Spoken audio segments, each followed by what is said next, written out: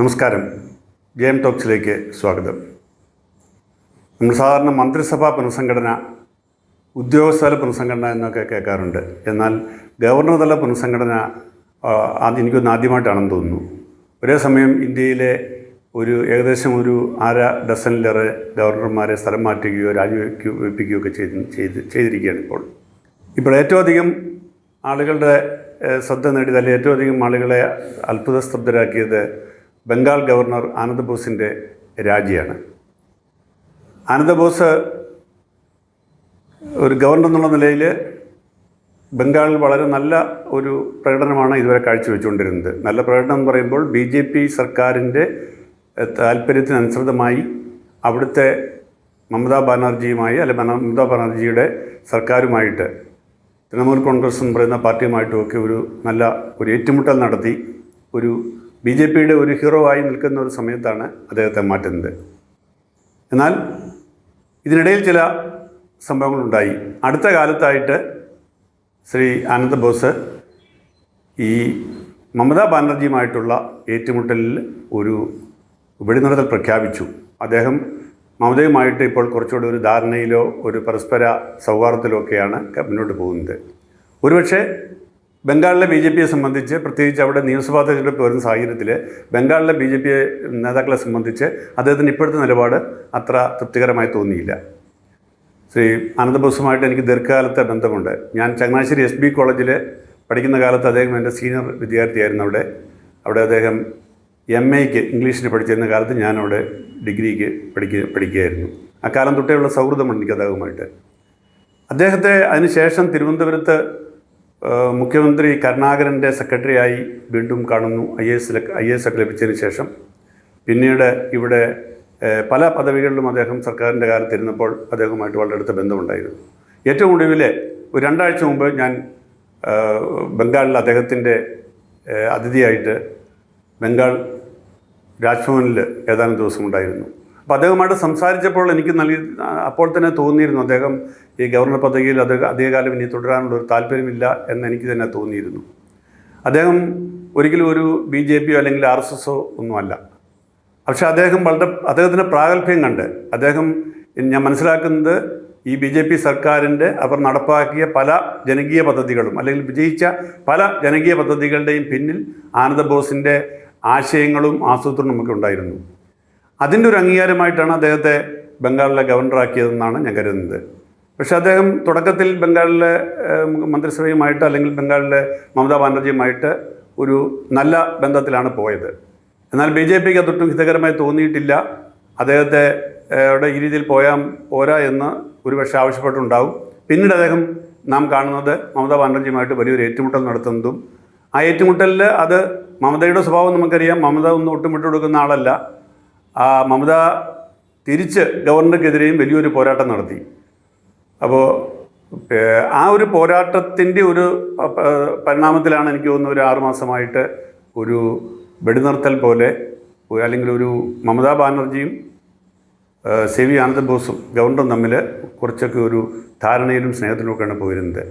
അതിന് നൽകുന്ന ഏറ്റവും നല്ല സൂചന, ഈ കഴിഞ്ഞ ദിവസം ആനന്ദ് ബോസിനെ ഗവർണർ സ്ഥാനത്ത് നിന്ന് മാറ്റി അദ്ദേഹം രാജിവെച്ചു എന്ന് പറഞ്ഞപ്പോൾ ഏറ്റവും അധികം ഞെട്ടിയത് മമതയാണ്. എന്ന് മാത്രമല്ല, അദ്ദേഹം പറഞ്ഞൊരു കമൻറ്റ് ഇങ്ങനെയാണ്: ഇത് ഇവിടുത്തെ ഒരു സമ്മർദ്ദത്തിന് വഴങ്ങിയാണ് അദ്ദേഹത്തെ മാറ്റിയതെന്ന്. അപ്പോൾ സ്വാഭാവികമായിട്ടും ഗവർണറുമായിട്ട് നേരത്തെ ഉണ്ടായിരുന്ന ഒരു അനിഷ്ടം അവർക്കുണ്ടായിരുന്നെങ്കിൽ, അല്ലെങ്കിൽ ഒരു പോരുണ്ടായിരുന്നെങ്കിൽ അവർ തീർച്ചയായിട്ടും അതിനെ സ്വാഗതം ചെയ്യായിരുന്നു വേണ്ടിയിരുന്നത്. പക്ഷേ ഗവർണറെ അവിടെ നിന്ന് മാറ്റിയത് മമതാ ബാനർജിക്ക് പ്രത്യേകിച്ച് ഈ തെരഞ്ഞെടുപ്പ് എന്ന കാലത്ത് തീരെ ഇഷ്ടപ്പെട്ടിട്ടില്ല. അപ്പോൾ BJPയുടെ ഇക്കാര്യത്തിൽ താല്പര്യം എന്താണെന്നുള്ളതും ആനന്ദ് ബോസിൻ്റെ ഇക്കാര്യത്തിലെ നിലപാട് എന്താണെന്നുള്ളതും ഏറെക്കുറെ വ്യക്തമാണ്. എന്തായാലും ആനന്ദ് ബോസിനെ സംബന്ധിച്ച് ഞാൻ മനസ്സിലാക്കിയെടുത്തോളം, ഞാൻ വായിച്ചറിഞ്ഞെടുത്തോളം അദ്ദേഹം വളരെ നല്ല ഒരു പാണ്ഡിത്യമുള്ള വ്യക്തിയും എഴുത്തുകാരനുമൊക്കെയാണ്. ഞാൻ അദ്ദേഹത്തിൻ്റെ പുസ്തകങ്ങളൊക്കെ വായിച്ചിട്ടുണ്ട്. അദ്ദേഹത്തിൻ്റെ പുസ്തകങ്ങളൊക്കെ ഭയങ്കരമായ, ഒരുപക്ഷെ ഒരു ഗവർണറായ ശേഷം അദ്ദേഹം എഴുതുന്നതാണെന്നൊക്കെ പലരും ധരിച്ചിട്ടുണ്ടാകും. പക്ഷേ ഗവർണറൊക്കെ ആകുന്നതിന് മുമ്പ് അദ്ദേഹം ധാരാളം പുസ്തകങ്ങൾ രചിച്ചിട്ടുണ്ട്. അദ്ദേഹത്തിൻ്റെ പല പുസ്തകങ്ങളും, പ്രത്യേകിച്ച് അദ്ദേഹത്തിൻ്റെ ഒരു ലൈഫ് സ്കെച്ച് എന്നുള്ളതിൽ അദ്ദേഹം എഴുതിയ കേരളത്തിൻ്റെ നാട്ടറിവുകളെക്കുറിച്ച് അദ്ദേഹം എഴുതിയൊരു പുസ്തകമുണ്ട്. സത്യത്തിൽ കേരളത്തിലെ മുഴുവൻ വിദ്യാർത്ഥികളും വായിച്ചിരിക്കുന്ന ഒരു പുസ്തകമാണ്. കേരളത്തിലെ എല്ലാ നാടൻ തനിമകളെക്കുറിച്ചും നാട്ടറിവുകളെക്കുറിച്ച്, ഇവിടുത്തെ ആയോധന കലയെക്കുറിച്ച്, ഇവിടുത്തെ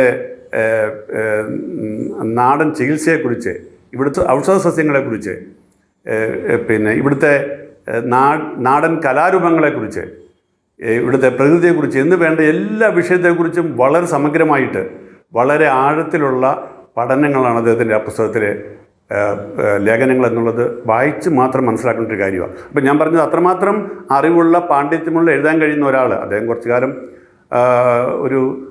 ഇതുപോലൊരു പദവിയിലിരുന്നു. തീർച്ചയായിട്ടും ഒരു മലയാളിക്ക് എത്താവുന്ന ഏറ്റവും വലിയൊരു പദവിയാണ്, ഒരു ഉദ്യോഗസ്ഥനെ സംബന്ധിച്ച്, ഒരു സിവിൽ സർവീസ് ഉദ്യോഗസ്ഥനെ സംബന്ധിച്ച് ഏറ്റവും വലിയ പദവിയാണ് ഈ ഗവർണറാവുക, പ്രത്യേകിച്ച് ബംഗാൾ പോലെ ഒരു സംസ്ഥാനത്തിന് ഗവർണറാവുക എന്നുള്ളത്.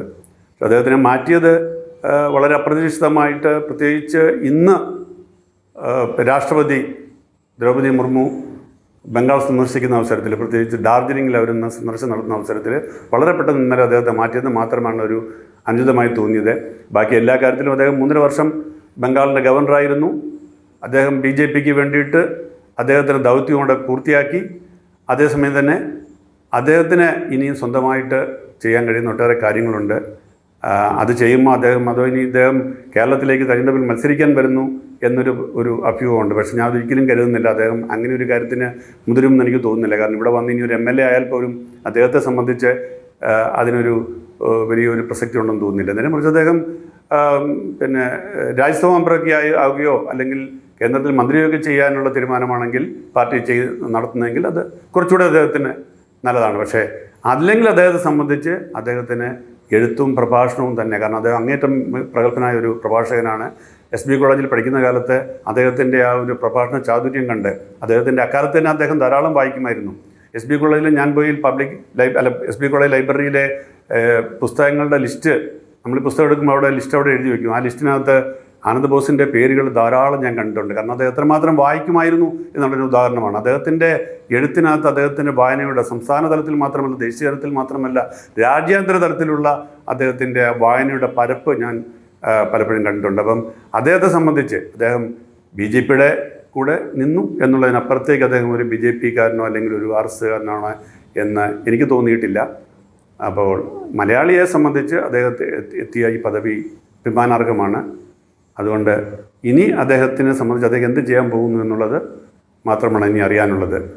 അതുപോലെ തന്നെ കേരളത്തിൽ നിന്ന് ബീഹാറിലേക്ക് ഗവർണറായി മാറിയ നമ്മുടെ ഇവിടെ ഏറ്റവും അധികം വിവാദം ഉണ്ടാക്കിയ ഇവിടുത്തെ സർക്കാരുമായിട്ട് ഏറ്റവും അധികം ഏറ്റുമുട്ടലുണ്ടാക്കിയ ആരിഫ് മുഹമ്മദ് ഖാൻ, അദ്ദേഹത്തെയും ഇപ്പോഴത്തെ ഈ അഴിച്ചുപണിയിൽ ഗവർണർ സ്ഥാനത്ത് നിന്ന് മാറ്റിയിരിക്കുകയാണ്. അദ്ദേഹത്തിനും ഇനിയും പുതിയ എന്തെങ്കിലും പദവി കൊടുക്കുന്നുണ്ടോ എന്നുള്ളതിനെക്കുറിച്ചും വ്യക്തമായ സൂചനയൊന്നുമില്ല. കാത്തിരുന്ന് കാണാം.